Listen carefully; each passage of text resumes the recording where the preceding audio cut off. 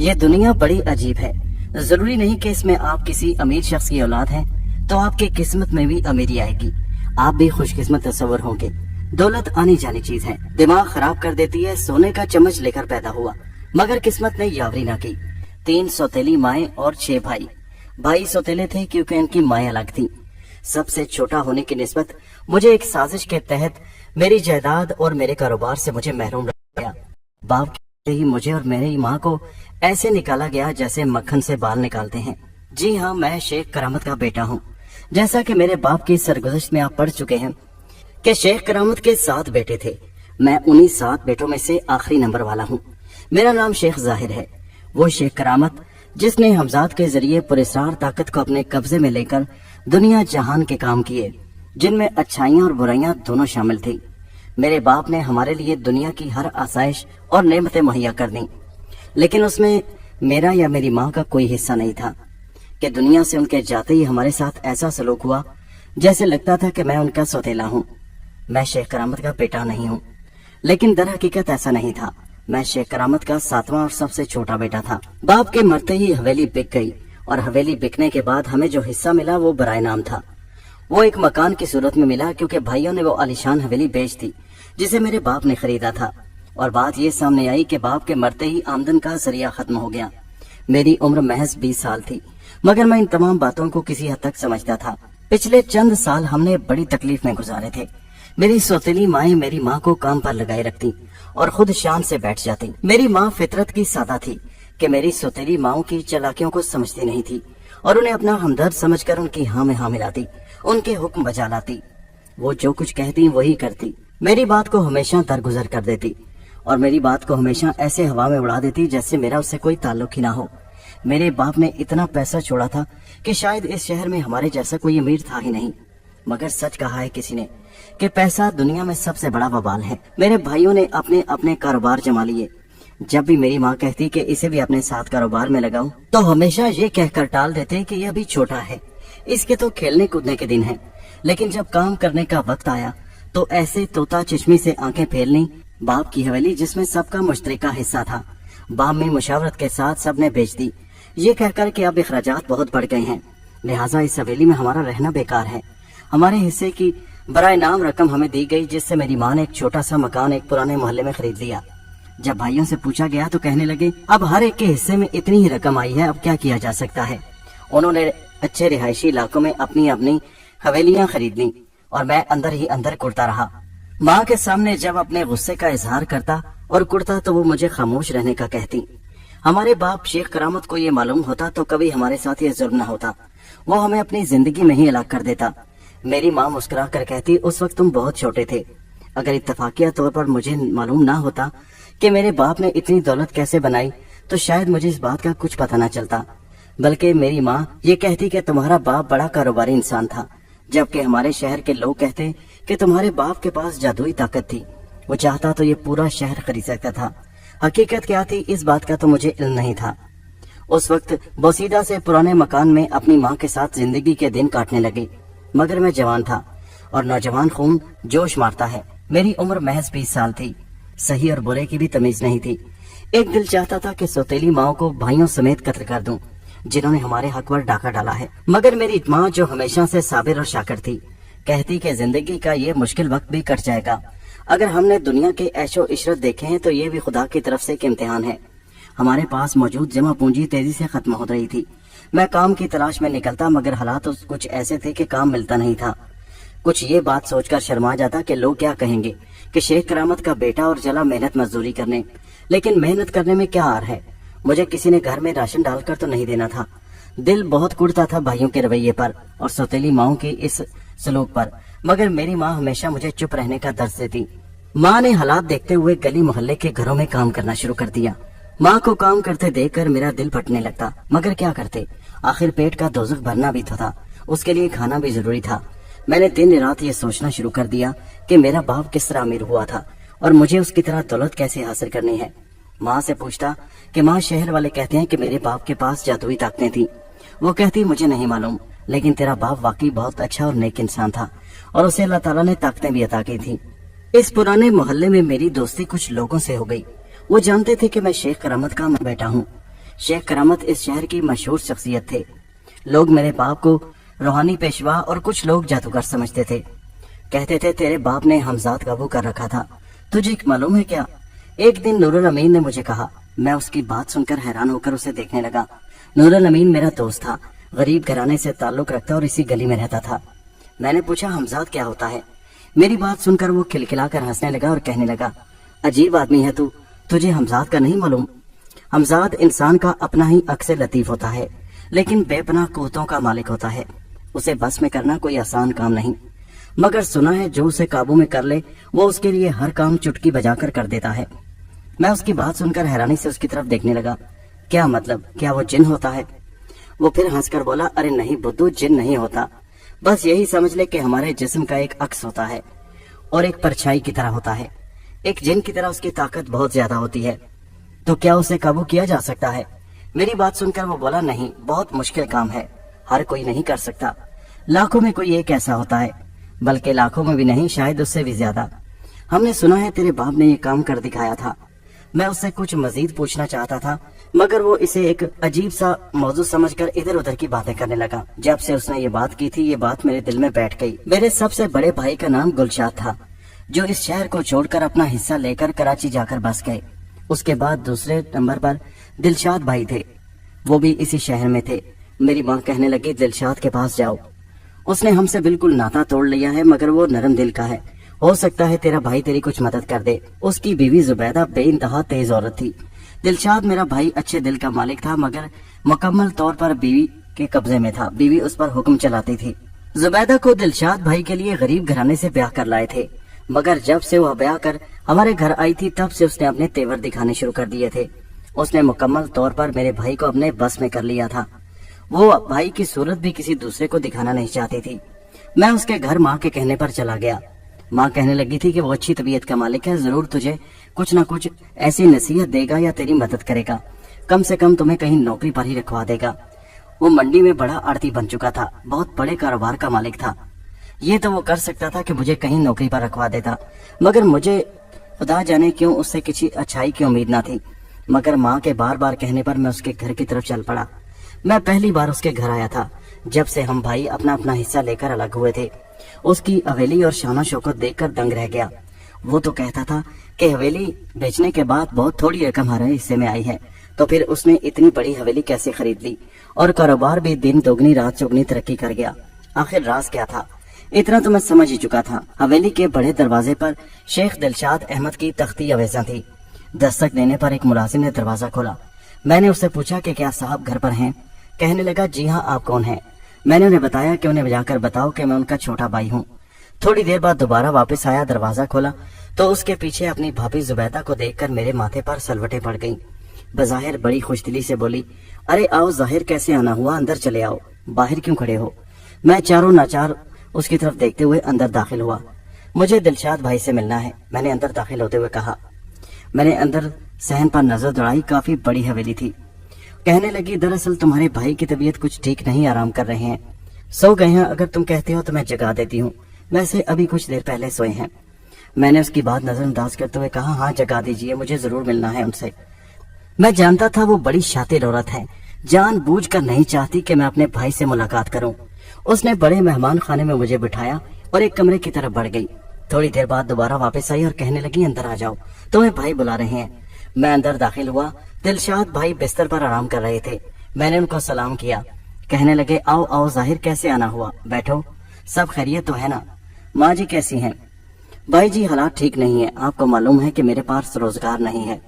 माँ घरों में लोगों के काम करके हम दोनों की जिंदगी की गाड़ी को खींच रही है, बस इसीलिए हाजिर हुआ था। मेरी बात काट कर एकदम जुबैदा बोली, ये भी तो घर में बीमार पड़े हैं, कारोबार का लाखों में नुकसान कर चुके हैं। भाई कहने लगे, हाँ यार, बहुत नुकसान हुआ है कारोबार से, बस इसी वजह से कुछ सेहत खराब हो गई, बिस्तर पर पड़कर रह गया हूँ।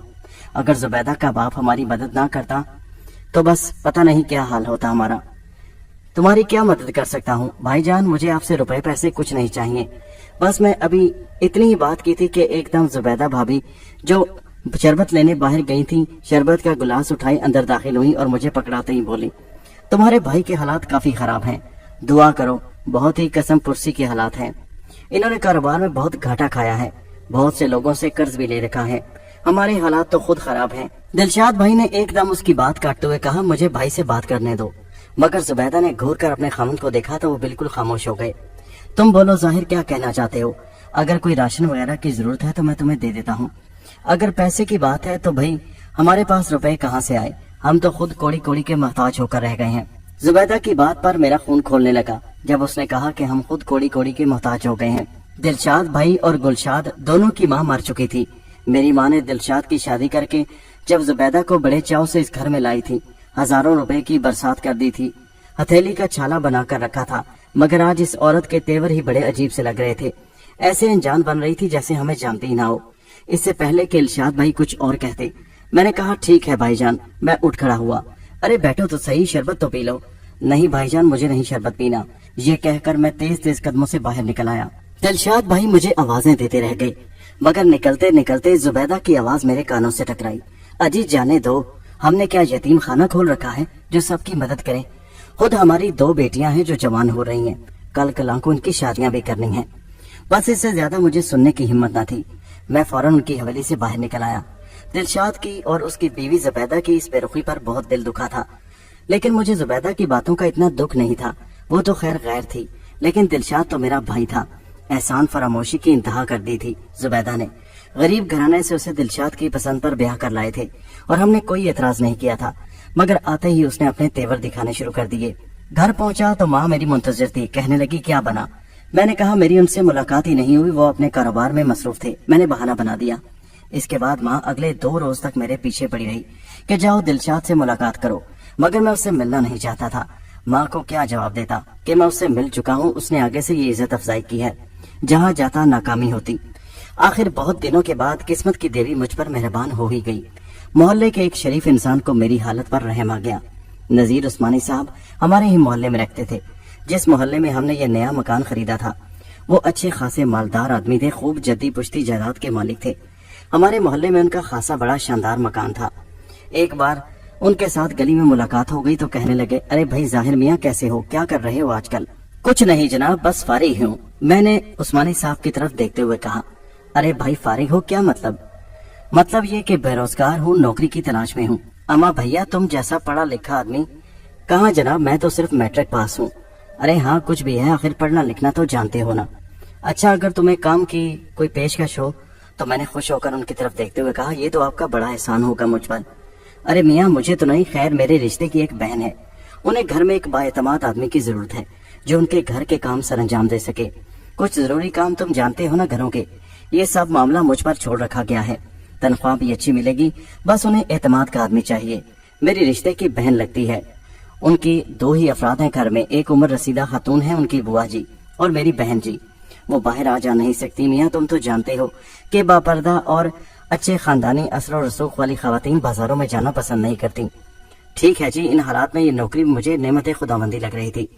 شیخ ظاہر شیخ کرامت کا بیٹا اب لوگوں کے گھر میں نوکری کرے گا، یہ سوچ کر ہنسی آ رہی تھی، لیکن کوئی بات نہیں، بہرحال جیسے بھی حالات ہو انسان کو مقابلہ تو کرنا پڑتا ہے، 2 وقت کی روٹی تو پیٹ مانگتا ہے، اس لیے مجھے نوکری تو بہرحال کرنی تھی، چاہے مجبوری کے تحت ہی، لیکن ضروری تھا کہ میں جلد از جلد ان سے مل کر معاملات طے کروں۔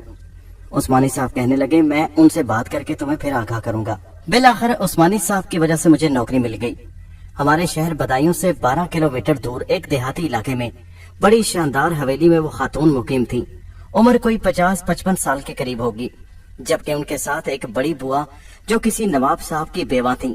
خاندانی ٹھاٹ باٹ تھے، لیکن لگتا تھا کہ جیسے وقت اور زمانے کے ساتھ ساتھ نوابی اور شان بان بھی ماند پڑ گئی تھی۔ صباحت خانم ان کا نام تھا۔ انہوں نے مجھ سے چند سوالات کیے، میں نے عثمانی صاحب کا حوالہ دیا تو انہوں نے مجھے ملازم رکھ لیا۔ 300 روپے ماہوار تنخواہ میرے لیے نعمت خداوندی تھی۔ اس زمانے میں 300 روپے کی بڑی قدر ہوا کرتی تھی۔ 300 روپے میں میں اور میری ماں کا گھر کا خرچ بہت آسانی سے چل سکتا تھا۔ صباحت خانم ذرا کم ہی گھر سے باہر نکلتی، گھر سے کیا وہ تو اپنے کمرے سے بھی بہت کم نکلتی۔ میرا سامنا اکثر بڑی بوا سے ہوا کرتا، جو بیچاری خاموش کرسی پر بیٹھی رہتی۔ گھر کے تمام امور سودا سلف سے لے کر خریداری تک مجھے سر انجام دینے ہوتے۔ ان کا ذریعہ روزگار ان کی جدی پشتی زمینیں تھیں، جہاں سے ان کو گیہوں دانے اور ساتھ ساتھ ان کی رہن دی ہوئی زمینوں سے کافی رقم بھی مل جاتی تھی۔ सबात खानम के खामन फौत हो चुके थे। उनकी नौकरानी साबिरा के जरिए मुझे मालूम हुआ। मेरी माँ इस नौकरी की वजह से बहुत खुश थी, मगर मुझे भाई दिलशाद के रवैये पर बड़ा अफसोस होता था। सब भाई अपनी अपनी जिंदगी और अयाशियों में मगन थे। हमें किसी से कोई तवक्को नहीं थी। वैसे भी उनकी हमसे क्या दिलचस्पी हो सकती थी। इस हवेली में करने के लिए कोई खास काम नहीं होता था। मैं बैठा बैठा बोरियत का शिकार होता रहता। हवेली का माहौल बड़ा पुरस्कार था। हर सू खामोशी छाई रहती, मौत की सी खामोशी। साबिरा काम करके वापस अपने घर चली जाती। उसने हंडिया पकाना और घर के चंद कुछ काम करने होते। वो काम से जल्द ही फारिग होकर अपने घर चली जाती। उसके बाद तो बिल्कुल खामोशी ही रहती। मुलाजमत करते करते 3 महीने गुजर चुके थे। इस हवेली की पुरस्कारियत मेरी समझ से बाहर थी। बुआ जी बेचारी बोल नहीं सकती थी। खामोश नजरों से हर वक्त बैठी सहन में घूरती रहती। मैंने कई बार उनसे बात करने की कोशिश की, मगर वो बस चुपचाप नजरों से मुझे देखती रहती, कोई जवाब नहीं देती। मुझे ऐसा महसूस होता शायद उनकी कुव्वत समात काम नहीं करती थी, इसलिए मेरे कोई लफ्ज भी उनके कानों में किसी किस्म की हरकत पैदा न कर सकते थे। सबात खानम कमरे में क्या करती रहती थी, ये एक अलग सवाल था, मगर इस घर में रहने के नाते से मुझे अब इस बारे में तजस्सुस पैदा होने लगा था। मुझे मालूम था कि मैं इस घर का मुलाजिम था। मुझे अपनी हैसियत मालूम थी। मुझे उनके अंदरूनी मामलात में मुदाखलत की इजाजत नहीं थी। अगर उन्हें मालूम पड़ गया तो मेरी मुलाजमत जाती रहेगी। बड़ी मुश्किल से इतनी अच्छी नौकरी मिली थी, मगर मुझे ये ख्याल और तजस्सुस तड़पाए जा रहा था कि आखिर सबात खानम हर वक्त अपने कमरे में पड़ी क्या करती रहती हैं। मुझे देखना तो चाहिए। एक दिन मैंने मौका पाकर नौकरानी साबिरा को रोकते हुए कहा, साबिरा जरा बात तो सुनो। वो कपड़े से हाथ पहुंचती हुई मेरी तरफ आई और मुड़कर बोली, हाँ जाहिर भाई क्या बात है। वो मेरी तरफ मुस्कुराती हुई निगाहों से देख रही थी। साबिरा अगर आप बात अपने तक रखो तो एक बात आपसे पूछना चाहता हूँ।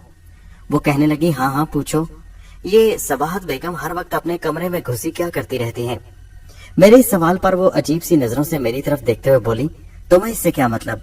मैंने गड़बड़ा कर कहा, नहीं नहीं मुझे तो कोई मतलब नहीं, बस वैसे ही पूछ रहा था। अरे भाई नौकर हो तो नौकर ही रहो। वो तो न कर बोली, मालिकों के मामलात में मुदाखलत या उनमें टांग अड़ाने की कोशिश मत करो। ऐसा ना हो कि किसी मुश्किल में पड़ जाओ। अरे तुम तो यूं ही नाराज हो रही हो, मेरा मतलब तुम नहीं समझी। बस बस तुम्हारा जो भी मतलब है अपने काम से काम रखो। उसके इस जवाब पर मैं मुंह बनाकर रह गया, मगर मेरे दिल में ये तजस्सुस जड़ पकड़ता जा रहा था कि आखिर सबाहत खानम अपने कमरे से क्यों नहीं निकलती। वो बहुत कम निकला करती थी और इन 2 हफ्तों में मैंने महज उसे 3 मरतबा देखा था। वो जब उसने मुझे पूरे हफ्ते के सामान के लिए इकट्ठे पैसे देने होते। अक्सर साबिरा ही घर की जरूरत की चीजें मुझसे मंगवाया करती और मुझे सब कुछ बताया करती कि फलां चीज ले आओ या फलां रोज ये चीज ले आना। एक रोज मौसम बहुत अबरालूद था। थोड़ी देर में तूफानी और तेज बारिश शुरू हो गई। शाम का वक्त था और मुझे छुट्टी करके घर वापस जाना था, मगर तेज तूफानी बारिश की वजह से मुझे हवेली में रुकना पड़ गया। साबिरा घबराई हुई मेरे पास आई और कहने लगी, जाहिर जल्दी से जाओ और कहीं से तांगे का बंदोबस्त करो। बड़ी बुआ जी को हकीम साहब के पास लेकर जाना है, उनकी तबीयत कुछ खराब है। अभी लफ्ज उसके मुंह में ही थे कि अचानक पीछे सबाहत खानम का चेहरा नमूदार हुआ। उनकी जोरदार आवाज आई, जाहिर तुम तांगा ले जाओ और हकीम साहब को यहीं ले आओ। बुआ जी नहीं जा सकती, उनकी हालत बहुत खराब है। अचानक ही उनकी तबीयत पता नहीं क्यों खराब हो गई। मैंने पहली मर्तबा सबाहत खानम को गौर से देखा। उसके चेहरे पर बेहद परेशानी थी।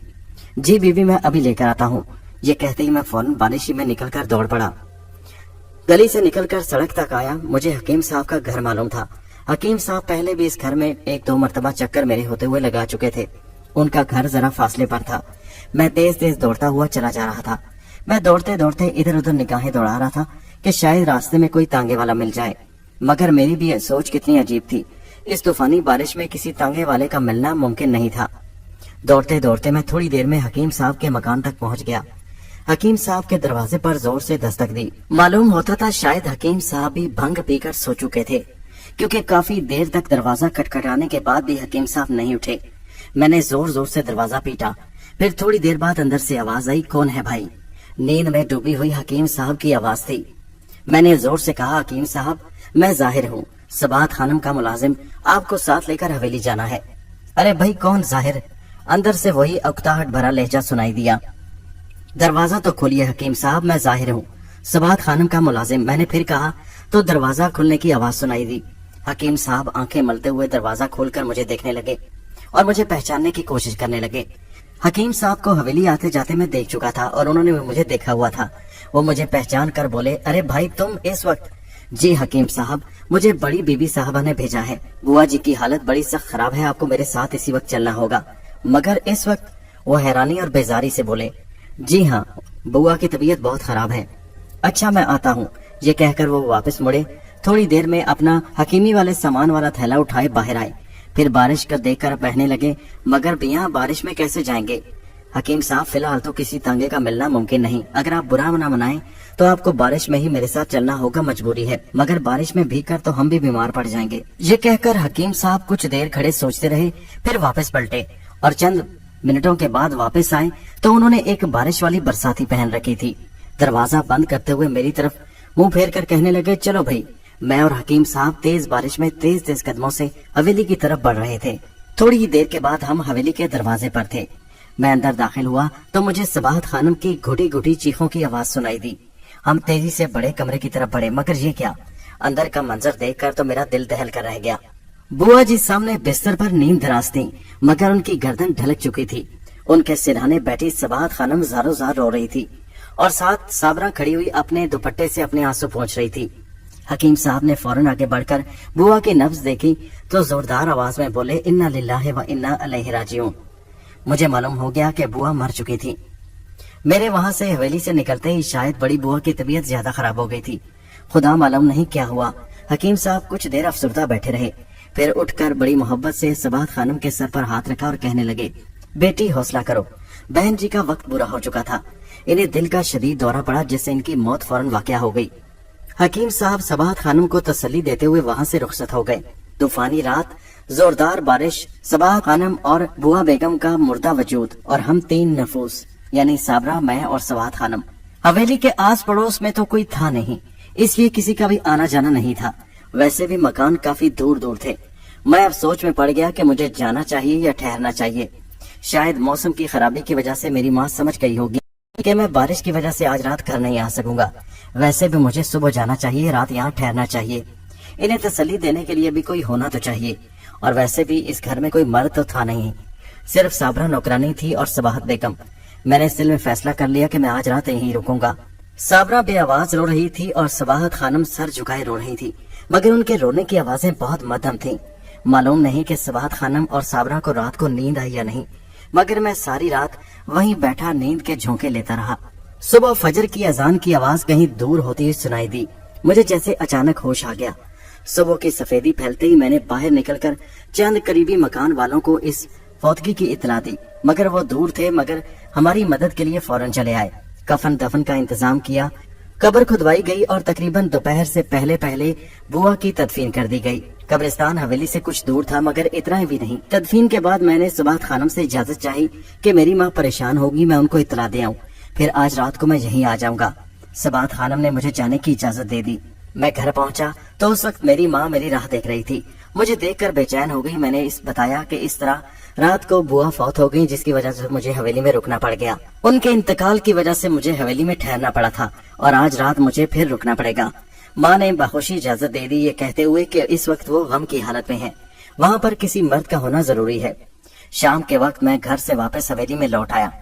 साबरा ने बताया कि वो अपने कमरे में मौजूद हैं सबाहत खानम, और बहुत परेशान और उदास है। बुआ के जाने से हवेली मेरे लिए तो खास कर वीरान हो चुकी थी। पहले फिर वो बेचारी सहन में बैठी हुई नजर आती थी, मगर अब तो सहन भी वीरान और खामोश पड़ा था। बाएं तरफ हवेली के एक छोटा सा बाग था, जहां आम के पेड़ और कुछ दूसरे पेड़ लगे हुए थे। इस वक्त वो बाग भी बड़ा वीरान और सुनसान नजर आ रहा था। साबरा काम खत्म करने के बाद शाम के वक्त अपने घर चली जाती। हवेली का सन्नाटा दम घुटने जैसा लगने लगता। शाम का अंधेरा फैलने लगा तो साबरा मेरे पास आई और कहने लगी, जाहिर भाई, मैं अपने घर जा रही हूँ, तुम आज रात यहाँ रुक जाओ। मेरे छोटे बच्चे हैं, मेरे अलावा उन्हें संभालने वाला कोई नहीं। बड़ी मुश्किल हो जाती है, वरना मैं जरूर यहाँ ठहर जाती। अगर खाना खाना है तो रसोई में पड़ा है, भूख लगे तो वहाँ से ले लेना। मैंने बीबी जी से कहा था, मगर वो नहीं खा रही, कहती हैं मुझे भूख नहीं। साबरा चली गई तो मैं फिर से अकेला हो गया। सहन में एक चारपाई पड़ी हुई थी, मैं उसी चारपाई पर लेट गया और सोचने लगा कि जिंदगी भी अजीब है। मेरी कैसी अजीब हालत हो चुकी है। यहाँ किसी के दर पर पड़ा नौकरी कर रहा हूँ। मेरे भी कई सुहाने ख्वाब थे। मैं भी उसी शख्स की जिंदगी जीना चाहता था जो मेरा बाप था। मुझे याद पड़ता है कि मैंने बचपन बहुत खुशहाली में गुजारा था। जिस वक्त बाप की मौत हुई उस वक्त मेरी उम्र बमुश्किल 9 या 10 साल होगी। बाप का साया सर से महरूम होते ही जैसे बेबसी और बदहाली ने हमारे घर का रास्ता देख लिया। इस नौकरी की वजह से फाकों से तो बच गया, वरना शायद आज 2 वक्त की रोटी भी देखने को तरस रहा होता। मगर ये जिंदगी भी तो कोई जिंदगी नहीं, कब तक दूसरों के दर पर पड़ा रहूंगा। मुझे कुछ करना चाहिए, कोई लंबा हाथ मारना चाहिए। मगर लंबा हाथ मारा भी जाए तो आखिर कैसे, कुछ समझ भी तो आए। अभी इन्हीं सोचों में गुम था कि अचानक दरवाजा खुलने की आवाज सुनाई दी। मैं फौरन चारपाई से उठ खड़ा हुआ। अंदरूनी दाखिली रास्ते से सबाहत खानम बाहर निकलती दिखाई दी। वो बाहर आई और मेरी तरफ गौर से देखने लगी। वो चली गई? वो साबरा के बारे में पूछ रही थी। जी हाँ, वो कह रही थी कि उसके बच्चे घर पर। हाँ ठीक है, मैंने उससे कहा था कि तुम चली जाना। देखो वो मेरे कमरे की दिए की रोशनी कुछ बुझ रही है, उसमें जरा तेल तो डाल दो। उनकी बात सुनकर मैं फौरन वहां से उठकर रसोई की तरफ पहुंच गया। रसोई में तेल पड़ा हुआ था। ये पहली बार था कि मैं सबाहत खानम के कमरे की तरफ जा रहा था। रसोई में से तेल लेकर मैं उनके कमरे की तरफ चल पड़ा। कमरे में दाखिल हुआ तो अजीब सी खुशबू नथनों से टकराई, एक ऐसी खुशबू जो इससे पहले मैंने कभी महसूस नहीं की थी। कमरा निहायत नफीस मगर मुख्तसर सामान से आरास्ता था। एक तरफ छोटी सी अलमारी थी और एक तरफ ताकचा सा बना हुआ था जिस पर एक छोटा सा चिराग जल रहा था, जिसकी धीमी सी लौ अब मजीद बुझने जा रही थी। ऐसा महसूस हो रहा था जैसे कमरे में शदीद सर्दी हो। इसका एहसास मुझे फौरन हुआ। दिए में तेल भरने के बाद मैंने रोशनी को बढ़ा दिया और तेज रोशनी में मैंने पूरे कमरे का जायजा लिया। अलमारी में बहुत सी किताबें रखी हुई थी। इसके अलावा उस कमरे में किसी किस्म का कोई सामान नहीं था। जैसा मैं ख्याल कर रहा था, मेरी तवक्को के ऐन मुताबिक कमरा नहीं था, बल्कि मेरी तवक्को के बरखिलाफ था। ज्यादातर कमरा तो खाली ही था। मेरे जहन में वही तजस्सुस फिर सर उठाने लगा। कमरे में तो ऐसी कोई खास बात नहीं या ऐसा कुछ दिखाई नहीं देता, फिर सबाहत खानम आखिर इस कमरे में क्या करती रहती हैं? वह वहीं खड़ा होकर सोचने लगा। फिर अचानक जैसे मुझे ख्याल आया कि मुझे इस कमरे से अब निकलना चाहिए। कमरे से निकलते निकलते अचानक मेरी नजर बैरूनी दरवाजे में एक मौजूद सुराख पर पड़ी और मैं खुशी से उछल पड़ा। लो भाई, मेरा काम हो गया। मुझे जिस चीज की तलाश थी वो मुझे मिल चुकी थी। वो एक छोटा सा सुराख था उस कमरे के दरवाजे पर दिखाई दिया, जिससे मैं बखूबी अंदर का नजारा कर सकता था। तो ठीक है सबाहत खानम, मैं भी देखता हूँ कि रात तुम इस कमरे में क्या करती हो। कमरे से बाहर आकर मैंने देखा सबाहत खानम सहन में टहल रही थी। जी बीवी जी, मैंने दिए में तेल भर दिया है और रोशन कर दिया है। ठीक है, ये कहकर वो तेज कदम उठाती हुई अपने कमरे की तरफ बढ़ गईं। मैं उन्हें जाता हुआ देख रहा था। मैं फिर चारपाई पर लेट गया। रात आहिस्ता आहिस्ता सिरक रही थी। कोई निस्फ रात का वक्त होगा। नींद मेरी आंखों से कोसों दूर थी। मैंने दाखिली दरवाजे की तरफ देखा और आहिस्तगी से उठा और दबे दबे कदमों से अंदर की तरफ बढ़ने लगा। मैं आहिस्ता आहिस्ता चलता हुआ सबाहत खानम के कमरे के सामने आ गया। मेरा दिल जोर जोर से धड़क रहा था। अगर सबाहत खानम मेरी ये हरकत देख ले तो मेरी ये नौकरी जाती रहेगी। कोई बात नहीं, अगर नौकरी जाती है तो जाती रहे। मैं भी अपने अंदर के तजस्सुस को खत्म करके छोड़ूंगा। हर तरफ गहरा सन्नाटा और खामोशी तारी थी। मैं उस दरवाजे के करीब पहुंच गया जिसके दूसरी जानिब सबाहत खानम मौजूद थी। मैं खड़ा होकर इधर उधर देखने लगा, फिर आराम से नीचे बैठकर दरवाजे की दर से आंख लगाकर अंदर झांकने लगा। अंदर का मंजर अजीबो गरीब था। दिया अपनी पूरी आबोताब से रोशन था, जिसमें कमरे का मंजर वाज़ेह तौर पर नजर आ रहा था। सबाहत खानम फर्श पर चादर बिठाए बैठी हुई थी। आगे किताब रखी हुई थी, उसमें कुछ लिखा हुआ पढ़ रही थी।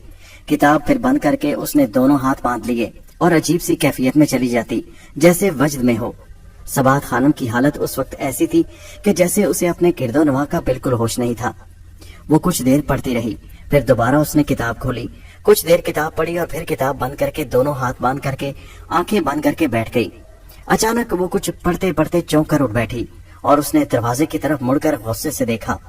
एक लम्हे के लिए मेरे अंदर जैसे बिजली सी कूद गई।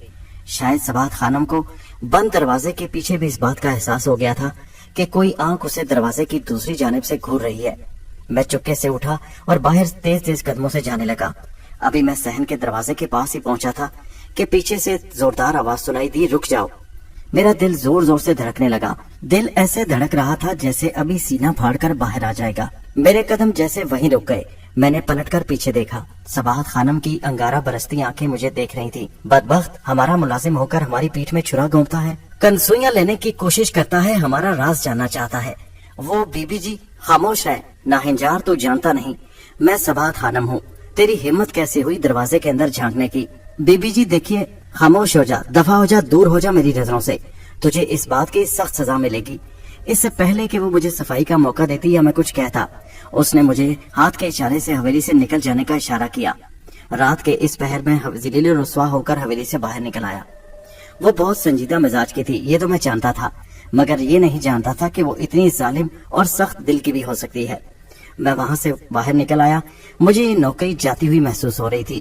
وہ سچ کہہ رہی تھی، میں ملازم تھا، مجھے کیا ضرورت تھی کمرے کے اندر جھانک کر دیکھنے کی وہ کیا کرتی ہے یا کیا نہیں۔ یہ کسی کی ذاتی معاملات میں مداخلت ہے، ایک جرم ہے، اور یہ جرم مجھ سے سرزد ہوا تھا۔ مجھے ایسے نہیں دیکھنا چاہیے تھا، مگر اب میں پریشان تھا، سوچ رہا تھا کہ وہ اب کیا کرتی ہے۔ اس نے واضح الفاظ میں کہا تھا کہ مجھے اس کیے کی سزا بھگتنا پڑے گی۔ میں واپس اپنے گھر کی طرف چل رہا، دروازہ کھٹکھٹایا، 2-3 بار دستک دینے کے بعد میری ماں نے دروازہ کھولا۔ مجھے اس وقت گھر دیکھ کر حیران رہ گئی۔ ظاہر تم اس وقت، دیکھو تو وقت کیا ہوا ہے، خیریت تو ہے؟ ماں گھبرا کر کہنے لگی، کچھ نہیں اماں، طبیعت ٹھیک نہیں تھی اس لیے میں گھر چلا آیا، میں نے ماں کو ٹالتے ہوئے کہا اور اپنے کمرے کی طرف بڑھ گیا۔ ماں کی آواز آئی، بیٹا اگر طبیعت خراب تھی تو اتنی رات میں آنے کی کیا ضرورت تھی، وہیں پر آرام کر لیتے۔ میں ان کی بات سنی انسنی کرتے ہوئے بستر پر جا کر دراز ہو گیا۔ وہ میرے پاس آئی، محبت سے میرے سر پر ہاتھ پھیرا اور کہنے لگی، کچھ کھانا تو نہیں؟ میں نے انکار میں سر ہلایا تو وہ خاموشی سے اٹھ کر چلی گئیں۔